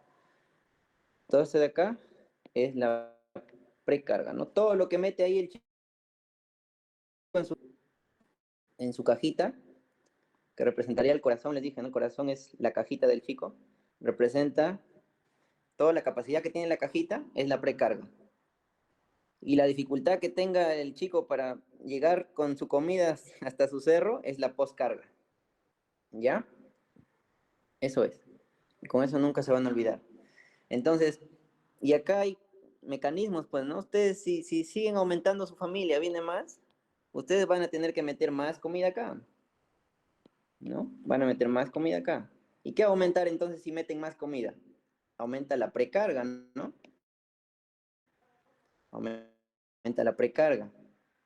Entonces, por ejemplo, ante mayor necesidad, ¿no? Ante mayor necesidad de nutrientes, ustedes dirían que ¿qué aumenta? ¿Aumenta más la precarga o la poscarga? Aumenta más la precarga, ¿no? Ya les he dicho, mayor necesidad, mayor precarga. Vienen más familiares a su casa. ¿Y cómo aumentarían la poscarga? ¿No? En este caso, con este ejemplo, haríamos que la pendiente aún sea más empinada, ¿no? Mayor empinación. Ya, y si hacemos mayor empinación de la pendiente, así mejor, así. Con eso, ¿qué hacemos? Aumentamos la poscarga. A mayor pendiente, ¿no? Mayor poscarga. ¿Y cuándo pasa eso? Por ejemplo, yo les dije que esto de acá tiene que ver con la resistencia que te ofrece la aorta, ¿no? Por ejemplo, si la aorta se vuelve más resistente, ¿no? La persona quizás tiene una hipertensión arterial, entonces la aorta va a estar más resistente a que el corazón le envíe más sangre. Entonces eso puede aumentar la poscarga. El corazón tiene que hacer más trabajo, ¿no? Tiene que subir más la pendiente para llegar a dar todos los nutrientes hacia los tejidos, ¿ya? Y acá están las definiciones, pues. Tenemos aquí la precarga que les dije, es el grado de estiramiento de la fibra miocárdica ventricular al final de la diástole, o el grado de estiramiento simplemente de la fibra del corazón, que representaba la bolsa con toda la comida que les trae el chico, ¿no? Toda la capacidad de estiramiento, de distensión, toda la capacidad de la bolsa. Por eso la precarga tiene que ver con lo que le llega al corazón. ¿Y qué es lo que le llega al corazón? Sangre. ¿Y cómo se llama eso? retorno venoso. Con eso tiene que ver la precarga. Y en el caso de la poscarga, acá como dice, es la fuerza que se opone al vaciamiento del ventrículo o a la eyección, la fuerza que se opone y contra la cual el ventrículo tiene que contraerse, que representaba en el caso del ejemplo que les dije la pendiente para que llegue el chico a tu casa. ¿Ya? Eso es la poscarga. Y esto está determinado por qué. Acá está, por la resistencia vascular periférica. Mientras que la precarga está determinado por el retorno venoso, la poscarga está determinada por la resistencia vascular periférica. ¿Ya? Y hay otro componente, la contractilidad. Ya, pues imagínense que a esta bicicleta le ponen motor, ¿ya? Le ponen motor. Si ese motor es de mayor calidad, entonces va a ser mejor, ¿no? O sea, eso tiene que ver más con la contracción, ya el motor, contractilidad. O digamos que el chico tiene unas buenas piernas, ¿no? Para poder subir toda esa pendiente, eso también tiene que ver con la contractilidad, ¿ya? O sea, mejora la capacidad para expulsar toda la sangre, ¿no? Entonces, si hay mayor contractilidad, entonces vas a poder vencer esa resistencia, esa postcarga, ¿ya? Con eso también quería llegar a eso. Y acá, como les dije, precarga se relaciona más que todo con lo que es el retorno venoso, ¿ya? Aquí hay otros factores que también dependen, ¿no? De lo que depende la precarga, pero más que todo es el retorno venoso. Ahí lo pueden leer, la distensibilidad ventricular y la contracción de la aurícula también, ¿ya? En cambio, la poscarga, ¿de qué depende? De la resistencia, les dije, ¿no? De la resistencia de las arterias, en este caso de la aorta o de la pulmonar, ¿no? Dependiendo si hablas de corazón derecho o de corazón izquierdo. Otra cosa acá que ya les había dicho, que la precarga es directo, ¿no? Es directo al gasto cardíaco. ¿Por qué es directo al volumen sistólico, ¿no? En cambio, la poscarga es inverso al gasto cardíaco, porque es inverso al sistólico, al volumen sistólico. Otra cosa que les preguntan es que la precarga se relaciona con la ley de Frank-Starling, que es diferente a las fuerzas de Frank-Starling. Las fuerzas de Frank-Starling, ustedes lo estudian para ver la fisiopatología del edema, ¿no? Para ver ahí presión hidrostática, presión oncótica. Ahí se utilizan las fuerzas de Frank-Starling, pero la ley de Frank-Starling se estudia acá, en precarga, ¿no? O la teoría de Frank-Starling, que lo van a leer en su Guyton también así. Pero es eso, simplemente, es la distensión de todo el ventrículo, la capacidad de distenderse, la capacidad de almacenar, pues, ¿no? Toda la sangre. En el ejemplo anterior, los nutrientes, ¿no? El pollito, más comida, ¿no? Dependiendo si hay más personas en tu casa, ¿no? Si tus tejidos necesitan más nutrientes, ¿ya? En el caso de la postcarga, esto tiene que ver con la ley de Laplace, ¿ya? La ley de Laplace nos dice que la tensión es igual a la presión por el radio sobre 2 veces el espesor, ¿no? Esto acá tiene que ver con el ventrículo también, pues, ¿no? Vamos a dibujar acá un ventriculito. Ya, digamos que este es el ventrículo izquierdo, ya, una cavidad, es una bolsita, ventrículo izquierdo. Ventrículo derecho pasa lo mismo, ya, solamente que acá vamos un poco más izquierdo. Entonces, imagínense que aumenta el radio, o sea, este ventrículo ya no es así, sino que ahora es un poquito más amplio, así, ventrículo izquierdo, ahora es así. Entonces aumentó el radio, aumentó ahí el radio. Si aumenta el radio, uy, perdón. Ya, si aumenta el radio, ay, que se me mueve con eso, un ratito, ya.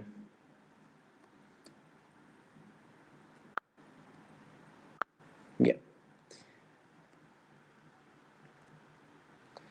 Si aumenta el radio, ¿qué va a pasar con la tensión? ¿No? Aumenta el radio, ¿qué pasa con la tensión? También aumenta, ¿no? Son directos ahí. Entonces el ventrículo izquierdo va a aumentar su tensión. Ahora con respecto al espesor, imagínense que este ventrículo no aumenta su radio, ¿no? Sigue siendo el mismo tamaño, así como le hemos puesto hace rato. Así. Pero ahora aumenta su espesor, el espesor de su pared. Por ejemplo, en una hipertrofia ventricular, ¿no? Aumenta sus espesores. ¿qué pasa con la tensión? Aumenta el espesor. Uy. Ahora la tensión va a disminuir, ¿no? Porque son inversos. Ya, aumenta el espesor, disminuye ahora la tensión. Ya, ahí con eso les pueden preguntar, ¿no? En una hipertrofia ventricular, ¿qué pasaría con la tensión del ventrículo? Baja, ¿no? Lo hacen así de acuerdo a esa ley de Laplace, ¿ya? En una dilatación ventricular, si se dilata nada más el ventrículo, si se dilata, o sea, aumenta el radio, ¿qué pasa con la tensión ahora? Aumenta, ¿no? La tensión aumenta, ¿ya? En una hipertrofia, la tensión disminuye, pero en una dilatación del ventrículo, la tensión aumenta, ¿ya? Ya. Ahora esto, sigamos con esta parte del ciclo cardíaco, cómo es que se modifica con todo esto que acabamos de ver de precarga, contracción y poscarga, ¿ya? Miren acá cuando, en este caso, cuando aumenta la precarga, o sea, aumenta la sangre que llega al ventrículo, aumenta el retorno venoso, ¿ya? Ustedes ya saben que empezamos normalmente con, ¿cuánto? Con 50, ¿no? Con 50, bueno, acá más o menos que se ha ido para atrás, ¿no? Ya con 50 más o menos, ¿no? Estamos así. Ya, pero se empieza a llenar. Pero como le ha llegado más sangre al ventrículo, se llena más, supera los 120, 150, ¿no? Miren acá cómo está, superó acá los 150 de volumen. Entonces aumenta. Cuando aumenta la precarga estamos, ¿no? Aumenta el retorno venoso. Contracción isovolumétrica, eyección. Si ha llegado más, o sea, tiene que botar más, ¿no? Porque les dije que retorno y gasto cardíaco tienen que ser directos. Lo que llega tiene que ser igual a lo que salga. Entonces va a salir todo lo que le ha llegado. Entonces va a irse más atrás de los 50 también, ¿ya? Va a irse más atrás de los 50, o sea, su volumen telesistólico va a ser menor a 50, como dice acá. Y como le ha llegado más el ventrículo, el volumen telediastólico va a ser mayor. ¿Y qué va a pasar con el volumen que se eyecta? Todo esto de acá es el volumen de eyección o volumen sistólico.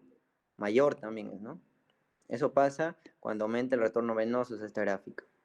Ahora, ¿qué pasa cuando aumenta la poscarga? Cuando aumenta la presión arterial, por ejemplo, cuando la resistencia de la aorta es mayor. Entonces, primero se está llenando acá el ventrículo, se llena. Se llena normal, ¿no? No hay problema en el ventrículo. El problema es en la aorta. Se llena normal hasta los 150, 120, se contrae isovolumétricamente. Pero ahora el problema va a ser en la eyección, ¿no? Si esa aorta está más dura, entonces la eyección va a ser menor, miren. Entonces el volumen que queda en el ventrículo, o sea, el volumen telesistólico, va a ser mayor, ¿no? Mayor esos 50, porque no se ha logrado expulsar todo porque la aorta está resistente. Entonces, aumenta acá, como ven. Ya, entonces aumenta el volumen telesistólico, el volumen telediastólico se mantiene normal en sus 120 o 150, y el volumen sistólico también es menor, miren, ve. No llega hasta acá, llega hasta antes nomás, porque la aorta es más resistente. Entonces la grafiquita acá del ciclo cardíaco se reduce de tamañito. Ahora, ¿qué pasa cuando aumenta el gasto cardíaco en general? Aumenta el gasto cardíaco. Si aumenta el gasto cardíaco, recuerden que el gasto cardíaco tenía que ver con frecuencia cardíaca y volumen sistólico, ¿no? Entonces, aumenta el gasto cardíaco, puede ser por aumento de frecuencia o por aumento de volumen sistólico. Entonces, la gráfica, ¿cómo va a ser? Normal, se empieza a llenar, se empieza a llenar, se empieza a llenar.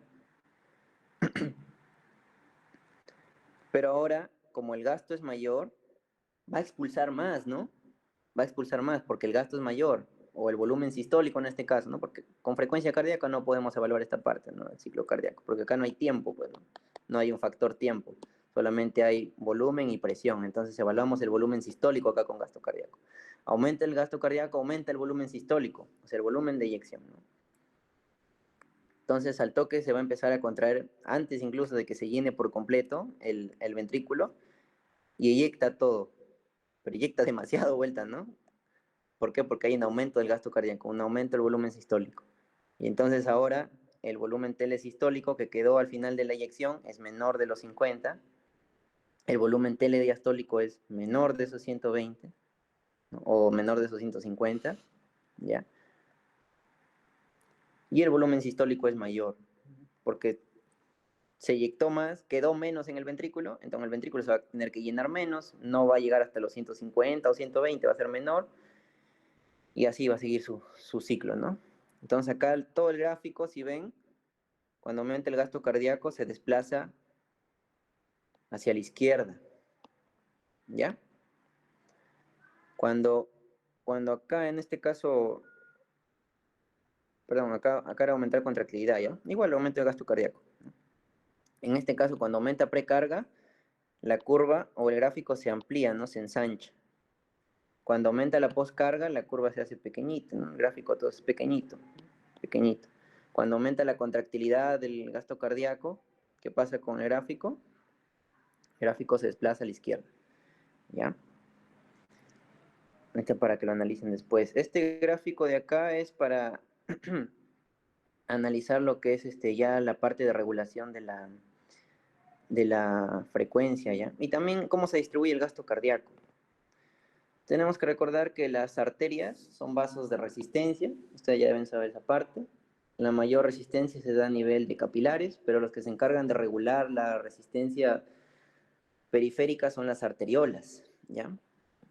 Las venas, por otro lado, son vasos de capacitancia o vasos de almacenamiento de sangre. Ahí está todo tu almacén de sangre en las venas, ¿ya? Eso con respecto a esa parte. Aquí también este dibujito es para, pero mejor lo vemos aquí ya, en esta parte, aquí. ¿Cómo es que se distribuye todo ese gasto cardíaco? ¿Quién es el órgano que recibe mayor flujo de sangre? Ese es el hígado, ¿ya? Pero si les preguntan quién es el órgano que recibe mayor flujo de sangre por 100 gramos de tejido, ese es el riñón. Pero otra pregunta les pueden hacer, ¿quién es el órgano que consume más oxígeno? Ese es el corazón. En segundo lugar, el cerebro, ¿no? Por eso es que estos dos son vitales, estos dos órganos, cuando una persona está con enfermedad, lo primero que se tiene que salvar. ¿Ya? ¿Y quién gasta más del gasto cardíaco? ¿Para quién se va más? Para el hígado, ¿ya? ¿Y el corazón cuánto recibe de gasto cardíaco? 5% nada más. O sea, las coronarias solamente utilizan el 5% del gasto cardíaco, ¿ya? Ya. Otra cosa por aquí. Acá está el consumo de oxígeno. El corazón, como les digo, es el órgano que más gasta oxígeno, ¿no? Que más consume oxígeno. Pero dentro de sus funciones, las funciones, ¿no? Que más gastan oxígeno son para la poscarga, o sea, para vencer esa resistencia de la arteria aorta o pulmonar, ¿ya? Por parte de los ventrículos, tanto izquierdo como derecho, para vencer la resistencia, o también para regular lo que es su frecuencia cardíaca, ¿ya? Ahí utilizan la mitad de todo el porcentaje de oxígeno a partir de las coronarias, ¿no? ¿Ya? Poscarga y frecuencia cardíaca es en lo que más se usa. Otra cosa con respecto a esto de mecánica cardíaca, tienen que saber que esto está determinado por la ley de Ohm, ¿ya? La ley de Ohm, ustedes lo pueden, la Mnemotécnica es BIR, ¿no? Desde pre lo saben así. Voltaje es igual a intensidad por resistencia. Donde esto, si lo extrapolamos a corazón, el voltaje hace referencia a la presión arterial, la intensidad hace referencia al flujo, ¿no? ¿Y qué es el flujo? El gasto cardíaco, ¿no? Y la resistencia de un circuito es la resistencia periférica total. Este de acá lo hice por acá en verano para sus compañeros, aquí, ¿no? Este es un circuito simple, ¿no? De Ohm. Tenemos acá la fuente de poder, el voltaje, la electricidad que circula por todo el circuito y la resistencia, ¿no?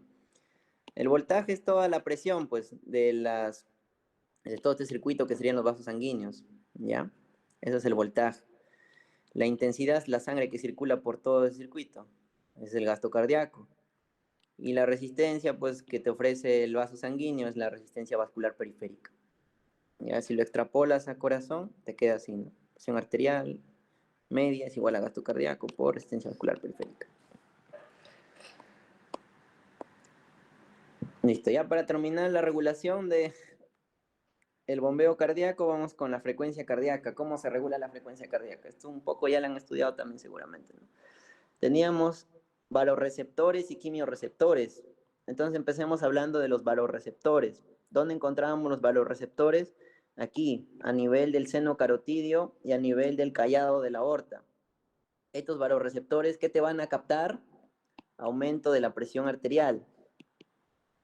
Entonces, cuando te aumenta la presión arterial, acá estos vasoreceptores, que son mecanorreceptores, ¿no? Ya han visto la parte de sensorial, son receptores que se abren ante una distensión de los vasos, ¿no? Como se distienden, como aumenta la presión arterial, se distienden los vasos, entonces eso genera que se abran canales de sodio. Entonces empieza a haber despolarizaciones de las neuronas por aquí, de estos vasoreceptores, que envían señal por las neuronas, ¿no?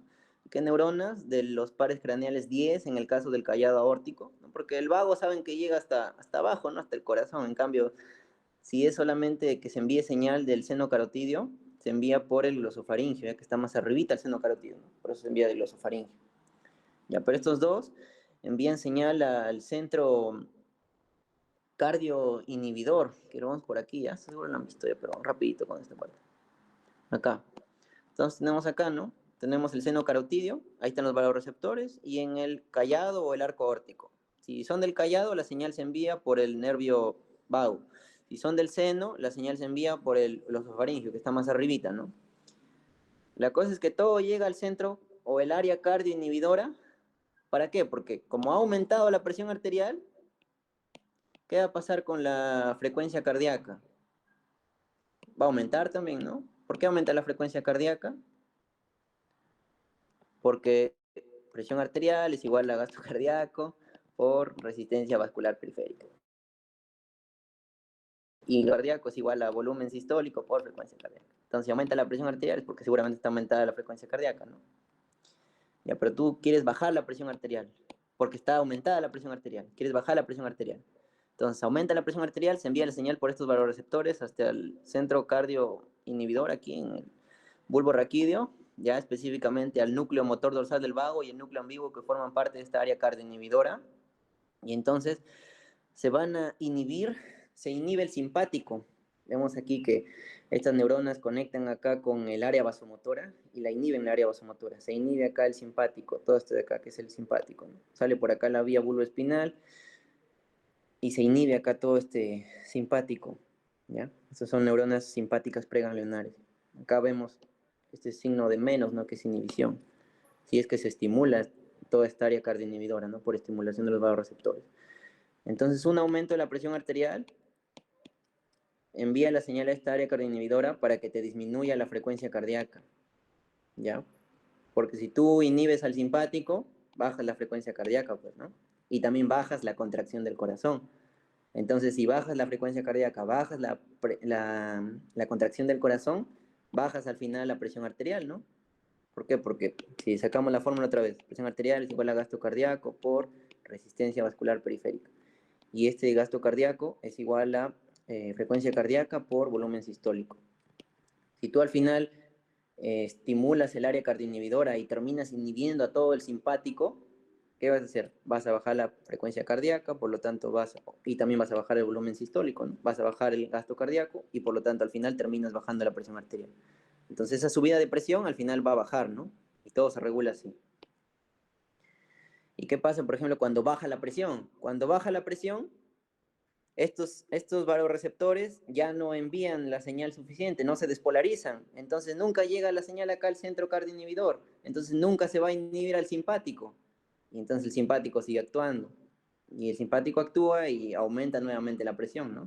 Cuando se te baja la presión, ya no hay quien estimule al área cardioinhibidora, y entonces se aumenta normal la actividad del simpático, pero cuando aumenta la presión, se estimula al área cardioinhibidora y esa área cardioinhibidora te baja las funciones del corazón y al final te termina bajando la presión. Y así se regula. Eso con respecto a los vasoreceptores, pero también tenemos quimiorreceptores, ¿no? Acá está el resumen. Entonces los vasoreceptores, ¿qué hacen? Detectan aumento de la presión arterial y te generan al final bradicardia. Y ahora los quimiorreceptores. Los quimiorreceptores están en el cuerpo carotidio. Una cosa es seno carotidio y otra cosa es cuerpo carotidio, ¿no? Están por acá, ahí, ¿no? Ahí en la bifurcación ahí de la carótida primitiva, ahí. Esos quimiorreceptores que te captan disminución de las concentraciones de oxígeno, específicamente disminución de la presión arterial de oxígeno, pues, ¿no? Que ya van a ver ustedes en respiratorio. Entonces baja la presión arterial de oxígeno y los quimiorreceptores se activan. ¿Y qué hacen los quimiorreceptores?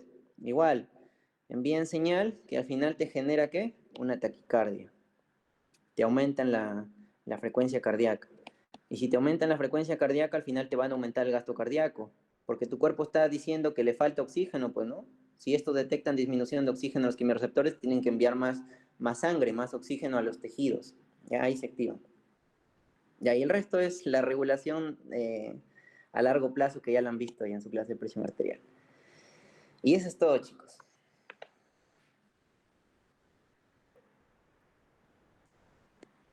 Con eso terminamos. Sí, creo. Sí, porque luego esto es vascular, que esto no corresponde. ¿Entendió?